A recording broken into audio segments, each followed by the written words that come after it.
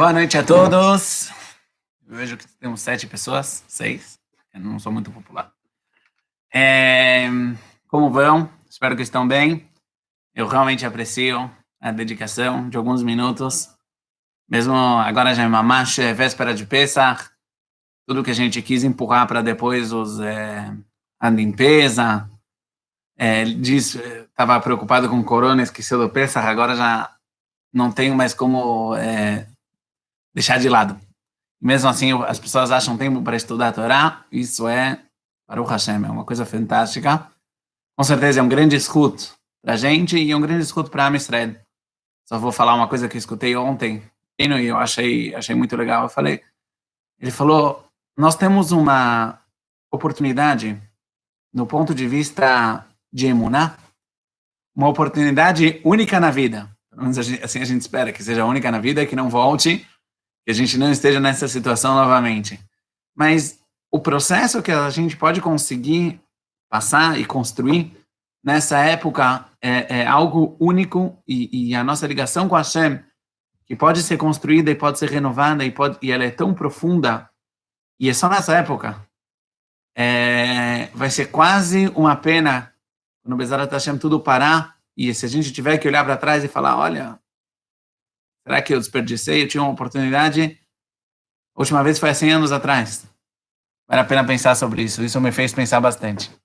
Vamos lá. Voltando para Ilhot Lashon Hara. Até agora a gente falou um pouco sobre quando eu vi alguém que transgrediu alguma proibição da Torá, como eu devo me relacionar. Agora a gente vai entrar, na verdade, em dois assuntos um pouco laterais, porém muito, muito, muito importantes e muito práticos. Muito. Fala o Hafetz Haim, o que acontece se eu quero fazer um negócio com alguém? Eu preciso saber se essa pessoa é uma pessoa correta, uma pessoa incorreta, se é uma pessoa... eu quero fazer um shidur com alguém. Sim, eu tenho um filho, ele tem uma filha, eu quero saber que tipo de família é, se é uma família boa, se é uma família que tem Irat Shamayim, se é uma família que tem Tzniut, se é uma família direita. É uma sociedade ou qualquer tipo de coisa. Fala o Hafetz Haim, não só é permitido a pessoa ir e perguntar sobre essa pessoa, sobre essa família, a filho sobre essa cidade, vamos dizer, alguém que quer se mudar para uma cidade, ele quer saber, qual o ambiente nessa cidade? Será que é um bom lugar? Será que é um mau lugar? Como são as escolas lá? Como são as sinagogas lá? Como é a vida lá? Será que tem lá tudo o que precisa saber? Fala o Hafetz Haim, é permitido perguntar sobre e pesquisar e interrogar pessoas sobre uma pessoa, sobre um lugar, sobre uma família, sobre um grupo, sobre uma empresa. Mesmo num caso que a gente não tem alguma suspeita, não é que a gente escutou alguma coisa ruim, mas a gente quer ter certeza que a gente não está entrando num lugar onde a gente não deveria entrar. Porém, tem aqui alguns poréns que são muito importantes de como fazer isso. O primeiro deles, e talvez o mais importante, é que é falar para a pessoa a quem você está perguntando a informação que você não está só querendo fofocar. Não pode dar, não sei, no meu tempo eu chamava isso da alma de Miguel. Não se fazer de bobo. Não perguntar por perguntar e tentar extrair a informação, e sim falar de forma muito clara. Se a pessoa pode, às vezes, não tem condições de como revelar qual é o nosso objetivo e qual é a nossa necessidade. Às vezes é alguma coisa que exige recato. Mas se é algo que a gente pode falar, ok, eu tenho me oferecer um shidur, ou eu estou pensando em fazer uma sociedade, ou eu estou pensando em me mudar para lá, e por isso eu estou te perguntando e não pense que eu quero saber por saber. Se é algo que exige recato, então tem um ponto importante. Se você pode falar para a pessoa, olha, eu não estou te perguntando eu estou perguntando porque eu tenho alguma necessidade de saber essa informação, e eu não posso agora contar, eu não posso me abrir, mas acredite em mim. Aí depende. Se essa pessoa é uma pessoa que você sabe que ela acredita em você, e ela só está te passando essa informação por causa que ele entendeu que você tem uma necessidade, então é permitido. Porém, se você entende que essa pessoa é uma pessoa que não tem problema nenhum em fazer fofoca, ele vai te contar o boato não por causa da tua necessidade, a não ser que ele saiba de forma específica Então, se você pode contar para ele a necessidade que você tem, que senão não tem como perguntar para essa pessoa. Mesma coisa quando você vai perguntar a informação para alguém que tem alguma mágoa com essa pessoa, ou algum interesse, vai falar sobre você vai para o concorrente falar sobre o concorrente dele. Com certeza, ele não vai fazer as coisas com a consciência limpa e de forma plena. Não tem... Muito difícil encontrar uma pessoa que consegue fazer isso de uma forma exata e não exagerar. Por isso, vai ser proibido perguntar a essas pessoas e não tem nenhuma permissão. Outro ponto muito importante é nunca acreditar de forma total na informação passada. Ou seja, se eu escutei alguma coisa ruim, eu tenho toda a permissão do mundo de levantar a suspeita e de tomar isso como dúvida, ou seja, tomar os cuidados. E se eu não quiser entrar nesse negócio, nessa sociedade, nesse shidur, se eu não quiser me mudar para lá, eu tenho todo o direito. Porém, eu não devo decidir no meu coração que essa é a realidade. Isso não ficou permitido mesmo nesse caso. Fala o Hafetz Haim, é interessante. Ele entendeu que muitos de nós, quando a gente lê essa alahá, a gente fala, peraí, mas como é que eu vou conseguir realmente extrair informação? Se eu for tão aberto, se eu for falar na cara, olha, eu tenho interesse e tal, as pessoas não vão querer me contar a verdade. Eu preciso fazer os jeitinhos e os truques e dar uma de fininho e conseguir, como se diz, puxar a língua. Fala o Hafetz Haim, dois pontos muito importantes. Primeiro ponto, fala o Hafetz Haim, digamos que você tem razão. E daí? Será que isso te dá permissão de transgredir ou de fazer a outro que outro transgride a proibição de Lashon Hará? Mesmo se fosse verdade, que você não tem como extrair essa informação, quem falou que isso permite falar Lashon Hará? Mas fala o Hafetz Haim, a realidade não é essa. A realidade e assim, cada um que pode ver e pensar. A pessoa, se pensar de uma forma sincera e correta, ela vai ver que a maioria das pessoas, quando a gente fala para eles, explica para eles a nossa necessidade, normalmente as pessoas vão falar a verdade de uma forma muito mais clara, muito mais delicada, muito mais exata, e as pessoas vão saber, eles entendem a necessidade que você tem e vão saber te dar a informação.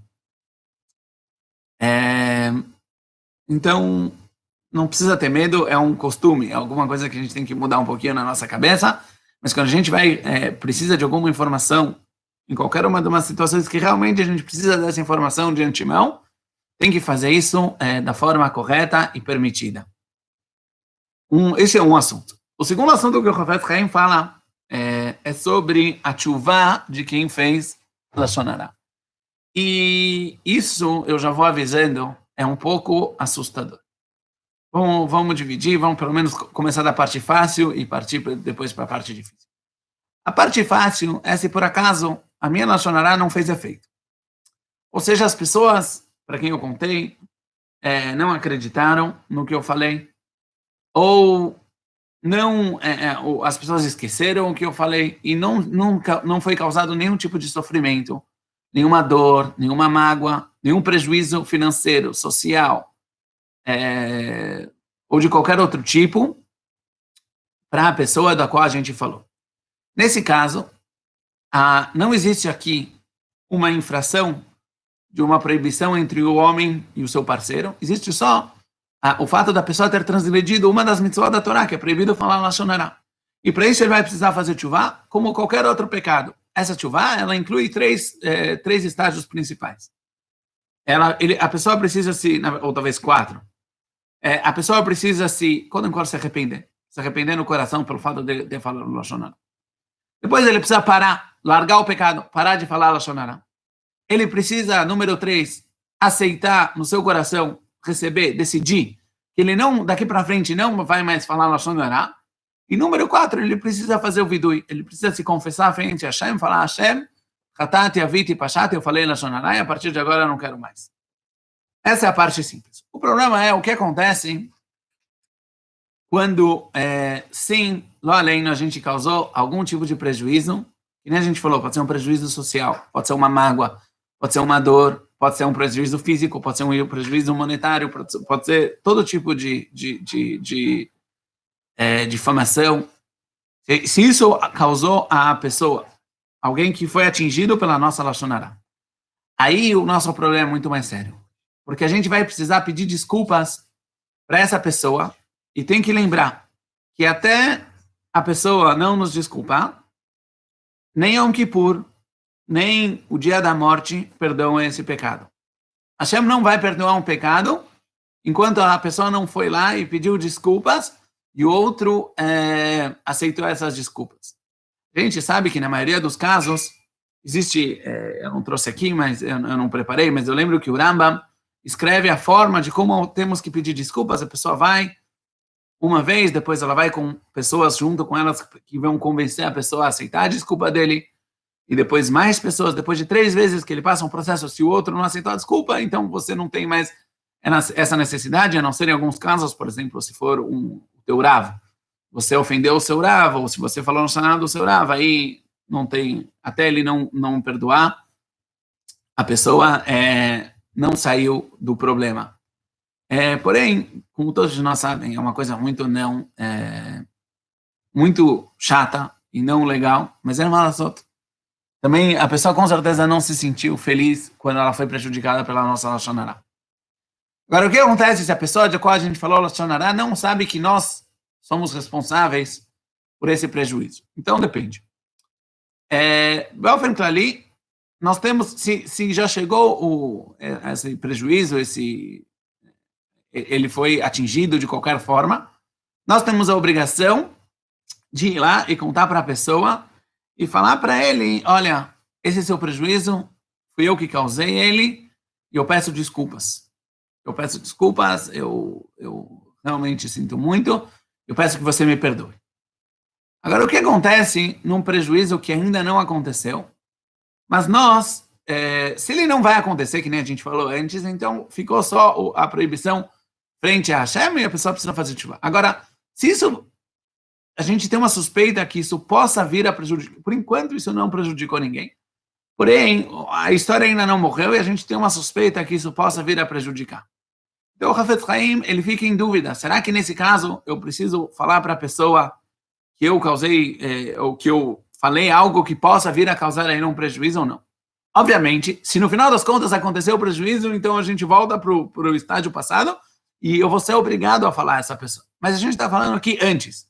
Antes desse prejuízo acontecer, será que eu preciso advertir ele e me entregar como se fosse antes do mal acontecer na prática? O Hafetz Haim fica em dúvida e ele fala, a melhor coisa seria tentar evitar que esse prejuízo aconteça. Quer dizer, vir para as pessoas para quem você falou e falar para eles, olha, eu me enganei, eu falei coisa errada, era bobagem, desculpa, eu menti, eu não sei. Tem que pensar como evitar que o prejuízo seja causado, mas dessa forma talvez é um pouco melhor, porque às vezes quando a gente conta para alguém, a mágoa já é criada, e se a pessoa nunca ficou sabendo, a mágoa é menor e a gente causou menos ódio na outra pessoa. Mas, de qualquer forma, tem 2 pontos aqui muito, muito sérios que a gente tem que levar em conta. Por exemplo, uma pessoa que ela é muito comum em falar Lashon Hara, a tshuva dele é muito difícil, porque como ele vai achar agora todas as pessoas a língua, é uma coisa que rola, que corre, que não para e que não tem assim... E uma pessoa que falou sobre vários outros, como é que ele vai pedir agora desculpas para todo mundo? Ou tem uma outra situação que também é muito grave, se a pessoa causou um prejuízo na família, falou mal de uma família, a partir de agora toda essa família vai ser prejudicada em gerações futuras, ele não tem nem como pedir desculpas. Porque como ele vai pedir desculpas de pessoas que ainda não nasceram? Então isso é uma situação muito grave, tem que tomar, isso é um grande motivo. Se não fosse suficiente todos os outros, a gente tomar muito cuidado com a proibição de Lashon Hara. E o fato da gente sentar e estudar as halachot, ele já guarda a gente. Já faz com que nós sejamos mais cautelosos, mais cuidadosos com o que a gente fala. Eu não vi agora dessa vez, quando eu estava revendo no Hafetz Haim, mas eu lembro que uma pessoa que falou Lashon Hara, ele não tem agora como pedir desculpas. Ou a pessoa viajou, ou isso se espalhou e prejudicou várias pessoas. O que ele tem que fazer? Não tem muito o que fazer. É verdade, essa é a verdade, que não tem muito o que fazer, mas a única coisa que ele pode sim fazer e rezar para Hashem para que essas pessoas perdoem ele no coração. A gente sabe que se uma pessoa machucou alguém e a pessoa de qual foi atingida pela sua Lashon Hará faleceu, tem que ir no túmulo dessa pessoa com 10 pessoas e pedir desculpas.